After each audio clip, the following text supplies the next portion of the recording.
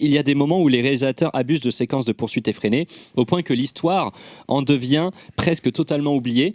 Est-ce que pour vous, ça, c'est symptomatique de notre époque? On dit le public est moins attentif, on a besoin de séquences courtes, d'être toujours dynamité. Ça, c'est dû aussi aux réseaux sociaux, au contenu en permanence, format vertical.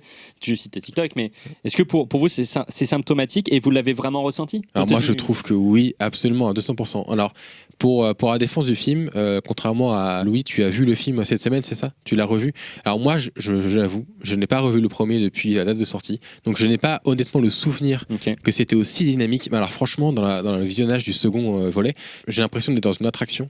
En fait, mais pour le coup, ça va à 200 à l'heure, et je trouve que, en fait, au lieu de traiter, comme on l'a dit tout à l'heure, de la mise en scène à l'image qui raconte quelque chose par rapport au personnage, chaque plan est utile pour un gag visuel. En fait, chaque seconde du film, il y a un gag visuel par rapport, alors pourquoi pas à des animaux qui font un gag ensemble, mais le problème, c'est que c'est pour moi un surplus qui traduit exactement comme tu l'introduis, la peur que l'attention du spectateur... La peur que l'attention s'en aille. Mais ça, c'est un mal pour toi? Moi, je trouve que c'est terrible, parce qu'en fait, pour moi, c'est me prendre un peu par la main et dire t'endors pas, pitié, t'endors pas, vite, il faut que tu sois dynamique. Les clés. C'est exactement ça. Regarde-moi. Je suis pas d'accord avec toi, mais je vais laisser. C'est vraiment par pitié, regarde-moi, fais en sorte que tu t'endormes pas. Alors que moi, je me dis, mais raconte-moi quelque chose d'intéressant à l'image et t'inquiète pas, je m'endormirai pas.